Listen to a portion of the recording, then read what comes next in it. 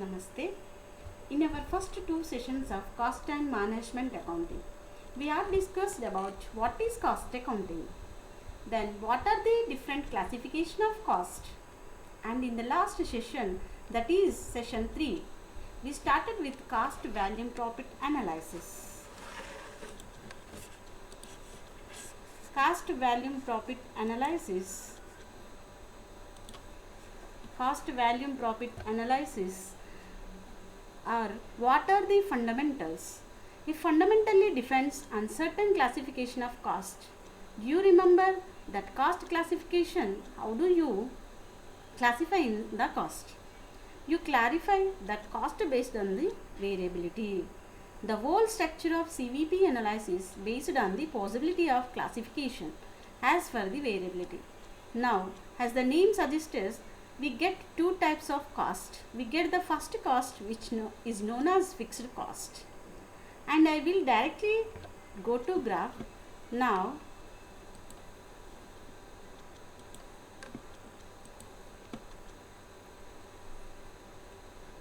this is how the fixed cost looks like. The graph is totally flat. That is means from 0 to 800 units, the fixed cost in total going to remain constant. As for the graph, let us assume it is around 80,000. So even if you produce 0 units, the fixed cost is 80,000. Even if you produce 800 units, the cost is 80,000. So naturally, the per unit cost is going to vary sharply. If you just produce 1 unit, the fixed cost will be 80,000 upon 1. So it will be 80,000 per unit, whereas if you produce 800 units, it will be 80,000 upon 800. Got it? That means now it is reduced considerably. It is only 100 rupees per unit. So it keeps on falling as the number of units increase. That's why actually we say that normally do not look at per unit fixed cost. It does not make much sense because the fixed cost as per definition is constant on a total basis. It will keep on falling as the number of units increase, and if per unit basis it will be fall. But as a total fixed cost, it remains constant. Okay? Any example would you like to give other than the examples which we discussed last time? We have talked about rent or insurance or depreciation. Do you think of any other fixed cost which does not change with level of activity? Let us say license fee. We are operating a factory. We pay license fee on annual basis. It does not change. If you want to establish factory and keep it running, you have to pay license fee every year. It remains constant. If you register for your factory, you pay license fee irrespective of production. So it remain a fixed cost. Other type of cost is variable. Again, have a look at through graph. You can see it starts from 0 and goes up in a straight line format.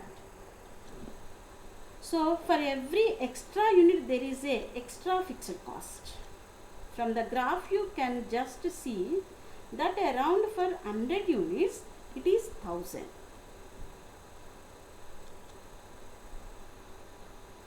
Units is 20,000 and so on. For 800 units it has touched 80,000. So how much it is on a per unit basis?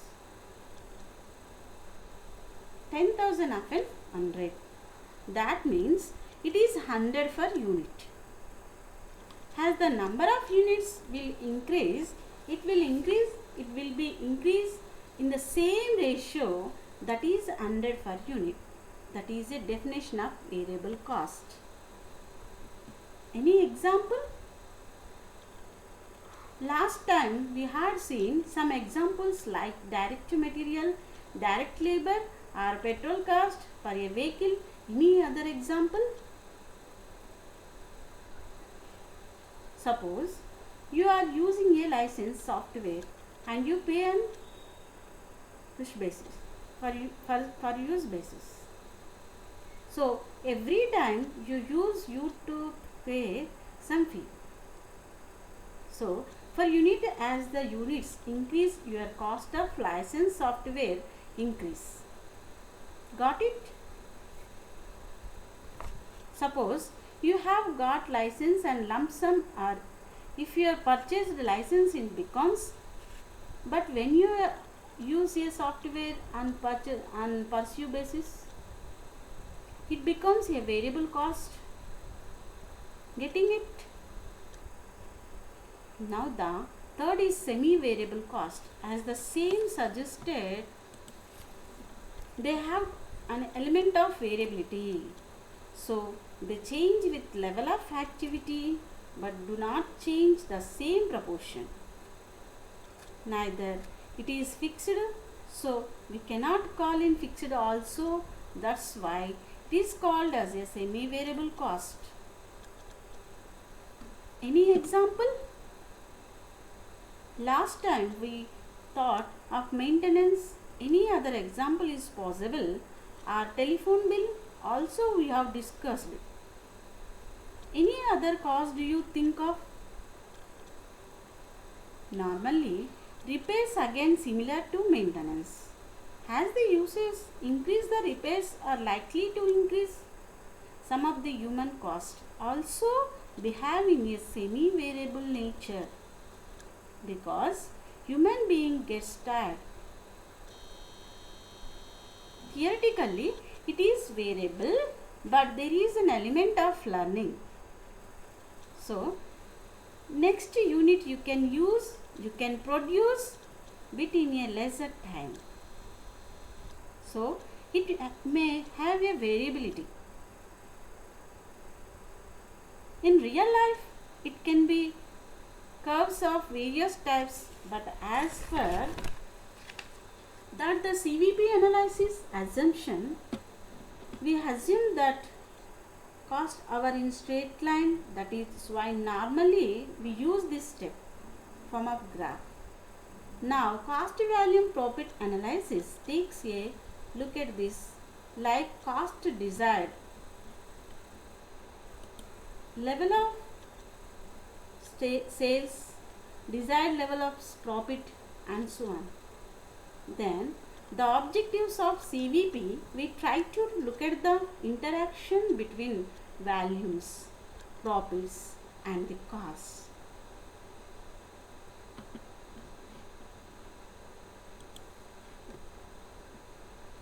Now these are the important assumptions of CVP analysis. Of course, fundamentally it is based on the assumption that all costs can be classified into variable and fixed. You also have assumption that CVP relationship is linear process, linear prices are unit variable, cost, fixed cost, etc. Do not vary within a reasonable range of operation. It is true. So we should be knowing that range. I had told you that though these assumptions are very important and conceptually you will come across various cases where we relate an individual assumption. But in the beginning, it is very important that you know these assumptions and using these assumptions come out with a fair decision making. It is very much useful for decision making provided you go ahead with these assumptions in the beginning. Okay? Sales mix should also be remain unchanged in that period. Now let us go to the next concept, that is known as PV ratio, a profit volume ratio. There is another name for it also, that is known as contribution margin ratio.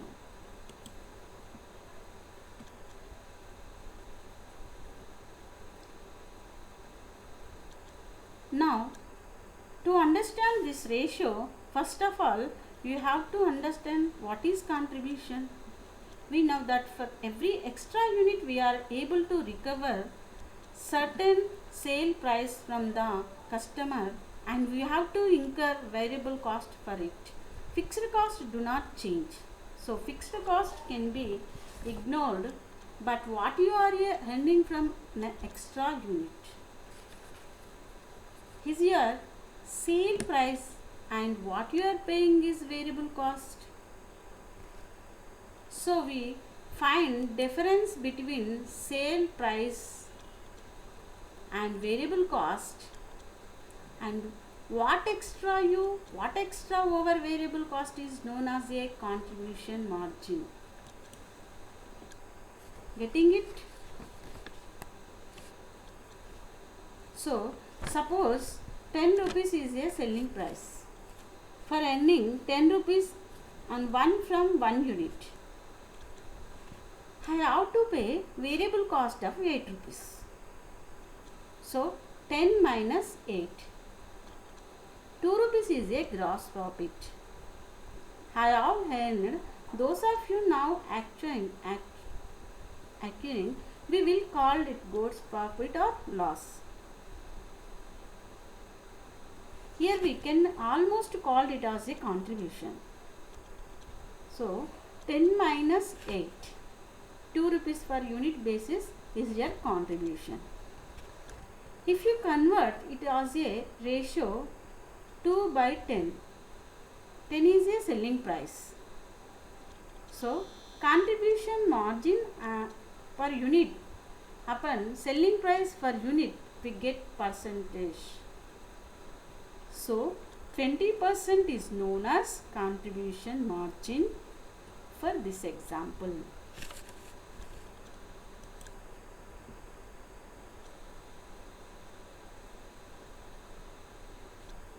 Now, how do you calculate? This is a very important calculation for solving any case problem or any problem. So profit is in total of, I am looking at a total line right now. Overall, you know that profit in sales minus total cost. Now we divided total cost into two components, variable and fixed. So profit is sales minus total variable cost minus total fixed cost. Now we can calculate, you know that contribution margin is total revenue minus total fixed cost. So what we do is, here the sales minus variable cost is nothing but a contribution margin. So profit is going to be contribution margin minus fixed.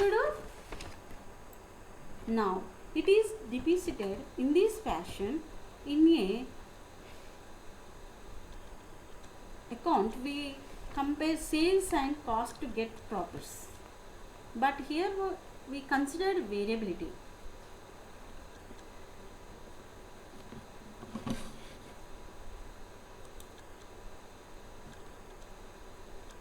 So sales minus variable cost given me contribution deducted fixed cost to get the profit. Getting it?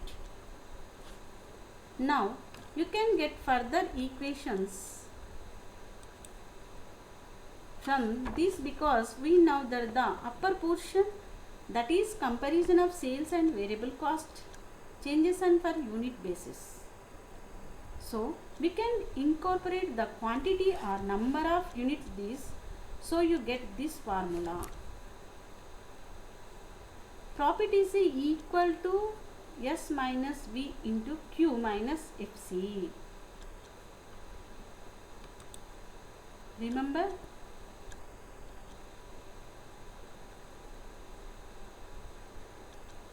FC has nothing to do with quantity. It is going to remain irrespective of quantity. But S minus V, that is sale and variable cost, is constant and for unit basis. So, S is now defined as a selling price per unit. VCR, V is a variable cost per unit. So, what we are doing is bracket in, we take is S minus V, that is on per unit basis, and multiply it by Q. Q is a number of units required to be sold for that level of profit. Getting it? So, profit is equal to S minus V into bracket into Q minus FC. Now, if you want to know Q,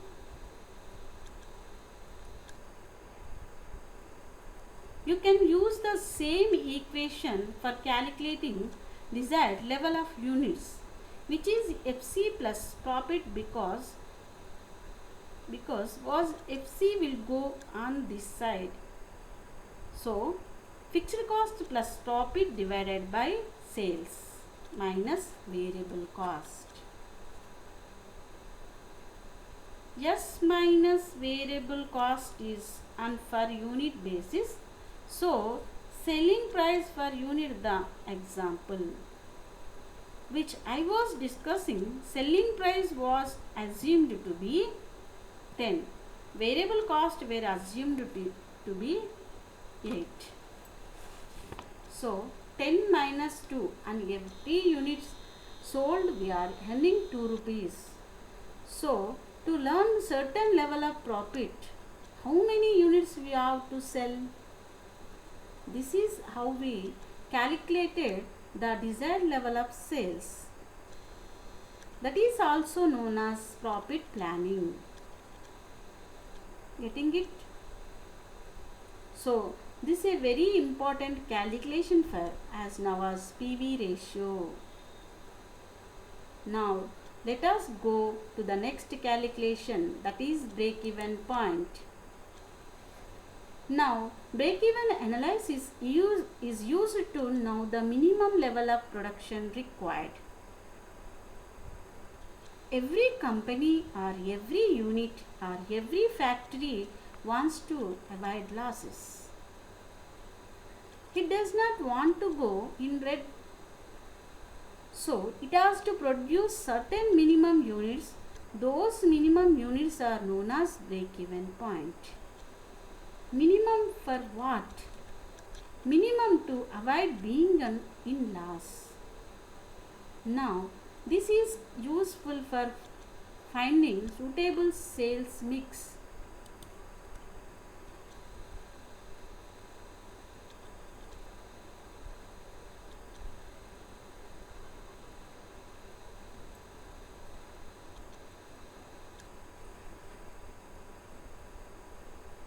Sales mix in such a way that we avoid losses. It is also useful for calculating the desired level of sales, and we can further also pick it. Now the profits are certain levels of sales and prices. Now from CVP analysis we come to break even point at that level of activity which revenues recover all variable and fixed cost, but there is no profit. So, starting from 0 units, we will be in losses. As our units increases, a point comes where this is neither profit or loss. That is known as break-even point. Behind break-even point, a company or a plant starts making profit. Now, BEP is also useful just like CVP analysis for various decisions, particularly for pricing decisions. make or buy decision, temporarily shut down decision, and so on. Some more decisions are modernization or automation decision. So whether we should go for new machine or no, whether we should go for expansion or no, whether a new product can be launched or no, many of such decisions can be well taken based on cost volume profit or break even point analysis. Now some of the formulas, because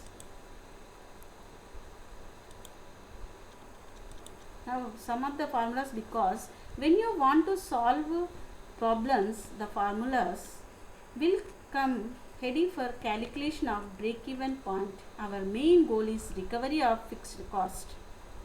So we take fixed cost in the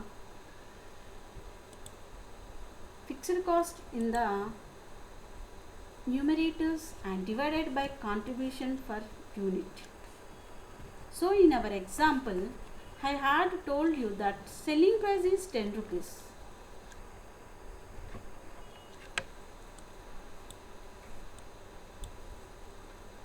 Selling price is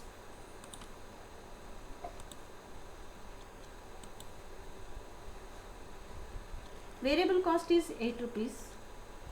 So for basis you make a profit of our contribution of 2 rupees.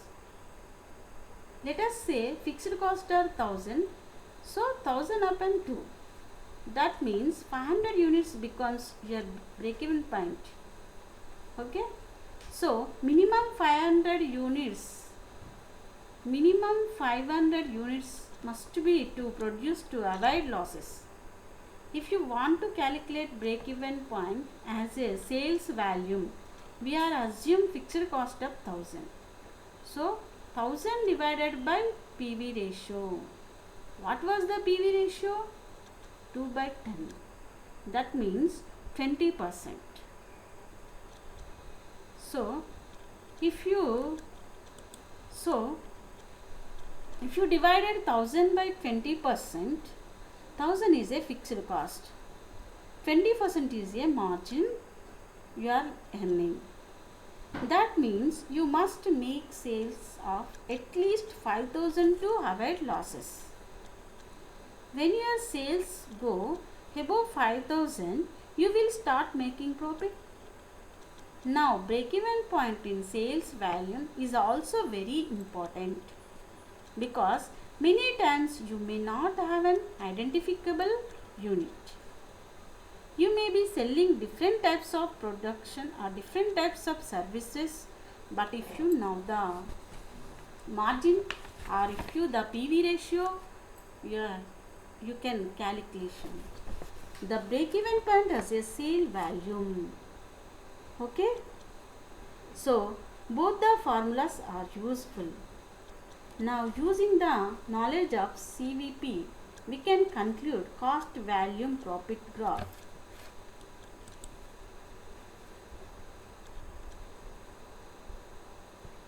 Sometimes this is also known as break-even chart, because we are showing break-even here. We have already seen a similar graph. So which a fixed cost line was drawn.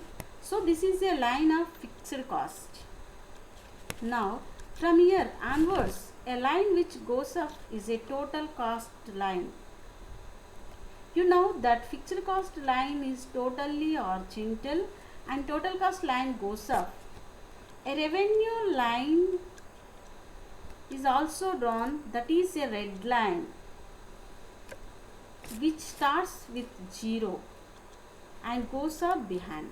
The price crosses the total cost line. So the point of interaction between the two is a break-even point. Actually in the graph slightly that arrow is wrong. It shows it somewhere here. but actual break even point is this. Getting it? Break even point is a point where is PC and PR, that is total cost line, and total revenue line intersect or meet each other. This is known as a loss area, because when sales are below the break even point, then it is a loss. Getting me? Why there is a loss? Because your revenue is still below the total cost only when revenue crosses the total cost, that is above break even point, you reach your profit area. So the revenue is more than the cost. Profit area, so the revenue is more than the cost. Profit area is unlimited. As you can increase your units, your profits will go on increasing.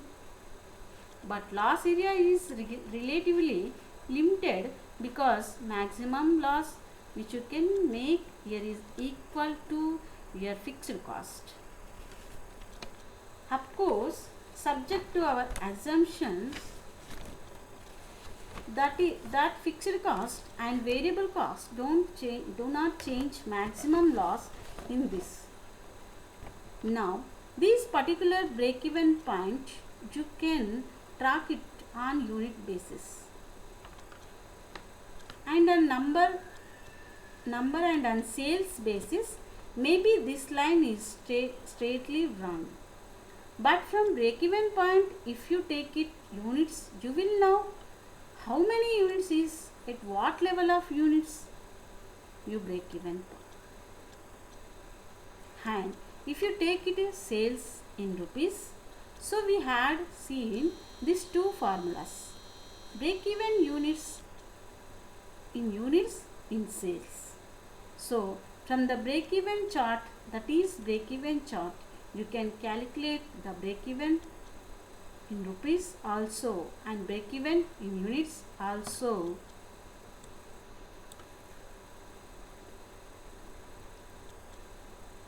Getting it?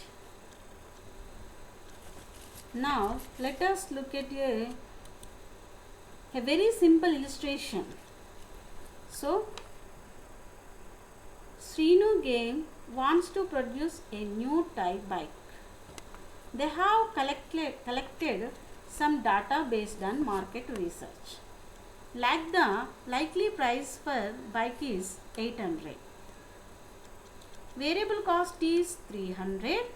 Fixed cost related to production are 55 lakhs. Target profit is 2 lakhs. Total estimated sales are 12,000 bikes. Now, based on these data, try to calculate the break-even point.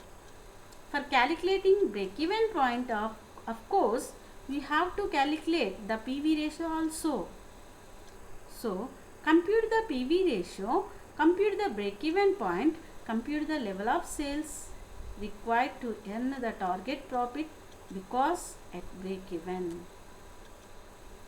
they will make no profit. Actually, they want to make a profit of 2 lakhs.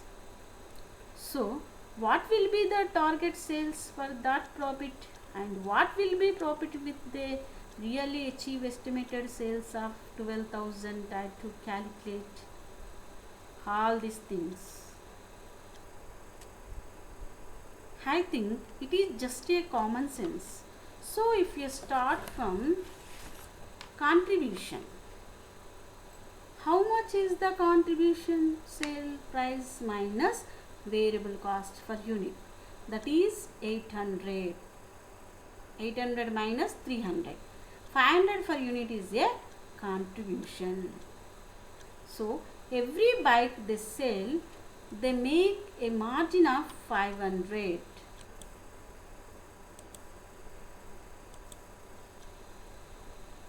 When they sell just one bike, they will make a margin of 500, but keep in mind that they would use fixed cost.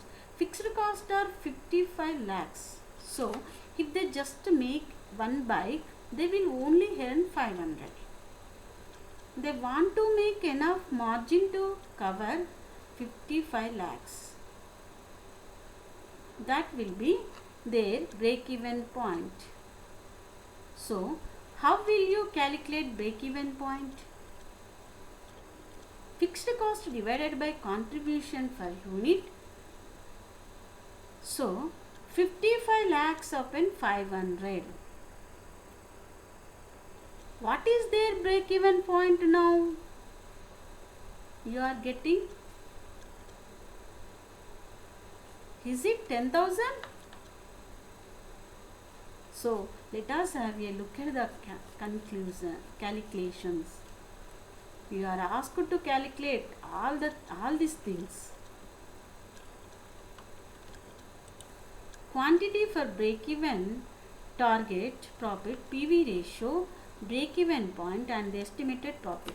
So we have seen that variable cost to be dedicated from selling price, you will get contribution per unit of 500.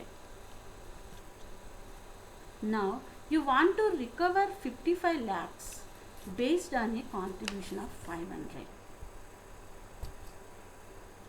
55 lakhs by 500, you get 11,000 bikes. That is the break-even point. In terms of quantity, so if the company is able to sell 11,000 bikes, they would just be able to break even, or they would just have enough contribution to match the fixed cost of 55 lakhs. Got it? But in reality they want to make a point of 2 lakhs. So they have to recover 55 lakhs plus make profit of 2 lakhs. That means they want to recover 57 lakhs. So 57 lakhs divided by 500, you get 11,400 bikes. This is called as a target quantity. So they would like to enter the business only if they can at least reach 11,400 bikes. Now you know that estimated sales are 12,000. So let us calculate a first PV ratio. If you take contribution per unit as a percentage of selling price, that is 500 upon 800, you get PV ratio of 0.625. You can also express it as a percentage, that 62.5%. Now break-even point you may want to calculate it in terms of rupees. That is total fixed cost, which is 55 lakhs divided by 0.625. You will get 88 lakhs. That means 88 lakhs rupees is a sale to break even. You can cross check it also, because 11,000 bikes is a break even point quantity multiplied by 800. That is nothing but rupees 800 lakhs. Write down the last point is, what is the estimated profit? They have estimated a sale of 12,000. From each unit sold they make 500. So 12,000 into 500. That means they are likely to earn to contribution of 60 lakhs. from 60 lakhs they have to pay fixed cost of 55 lakhs. So estimated property is 50,000,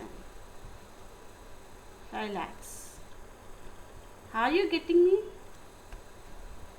So this was a very simple illustration to understand the basic concepts of cost volume profit and break even point analysis.